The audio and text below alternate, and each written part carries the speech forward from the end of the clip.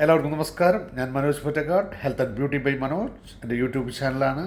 നിങ്ങൾ നല്ലവരായ സുഹൃത്തുക്കൾ സബ്സ്ക്രൈബ് ചെയ്യുന്നുണ്ട്, സപ്പോർട്ട് ചെയ്യുന്നുണ്ട്. അതുകൊണ്ട് തന്നെയാണ് ഞാൻ എൻ്റെ വിജയപാതയിൽ സക്സസ് ആയിക്കൊണ്ടിരിക്കുന്ന. ഒരു സംശയം വേണ്ട, നിങ്ങളുടെ സപ്പോർട്ടാണ് എൻ്റെ സക്സസ്. അത് ഏതൊരു സൂപ്പർ സ്റ്റാറിനായാലും ആർക്കായാലും എന്തായാലും നമ്മൾ പ്രേക്ഷകർ തന്നെയാണ് നമ്മൾക്ക് തോൽവിയും ചെയ്യുകയൊക്കെ വിധി ചെയ്യുന്നത്. അപ്പോൾ നിങ്ങൾ എന്നെ സപ്പോർട്ട് ചെയ്യാൻ വിജയത്തിലേക്ക് നയിക്കാനുള്ളൊരു ചവിട്ടുപടിയാണ് നിങ്ങളൊരിക്കലും മറക്കാൻ പറ്റില്ല. നിങ്ങൾ തന്നെയാണ് എൻ്റെ ഏറ്റവും വലിയ സക്സസിൻ്റെ രഹസ്യം.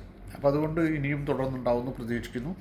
അതോടൊപ്പം തന്നെ ഞാൻ ശ്രീനിവാസൻ്റെ മരണത്തിൻ്റെ ഒരു റീൽസ് 1-2 ചെയ്തിരുന്നു.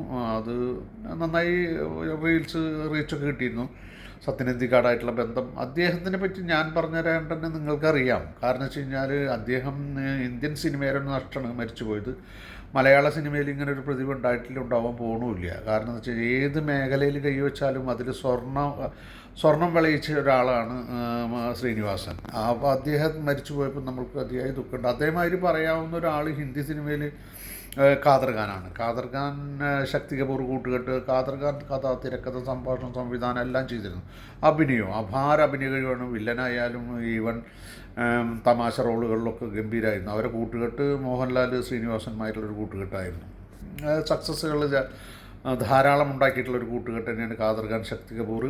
അതിനേക്കാൾ ഉപരി നമ്മുടെ മലയാള സിനിമയ്ക്കും ഇന്ത്യൻ സിനിമയ്ക്കും ഒരു തീരാ നഷ്ടം തന്നെയാണ് ശ്രീനിവാസൻ്റെ മരണം. ഒരു സംശയവും വേണ്ട. ഓരോ വേർപാടുകളും നമ്മൾക്ക് ദുഃഖങ്ങൾ തന്നെയാണ്. ഓരോ വേർപാടും ഓരോ സന്ദേശങ്ങളും കൂടിയാണ്.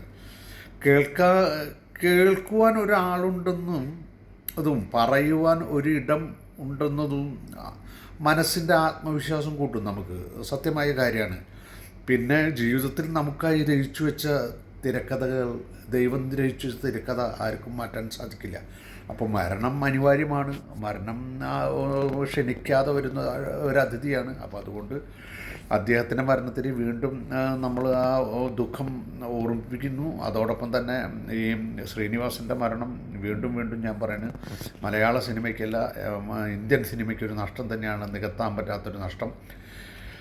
ദുഃഖങ്ങളെന്നും നമ്മൾ ഇടയ്ക്ക് ഇങ്ങനെ ആലോചിക്കണം. ദുഃഖങ്ങളും ആലോചിക്കണം, അതുമാതിരി നമ്മൾ സന്തോഷങ്ങളും ആലോചിക്കണം. അപ്പോൾ എന്തായാലും ആ തീരാ നഷ്ടം ഇനി നമുക്കത് നികത്താൻ സാധിക്കില്ല. എന്തായാലും മലയാള സിനിമയിൽ ഇനിയും നല്ല ആൾക്കാരും ഉണ്ടാവട്ടെ, നല്ല സിനിമകളുണ്ടാവട്ടെ. എല്ലാവരും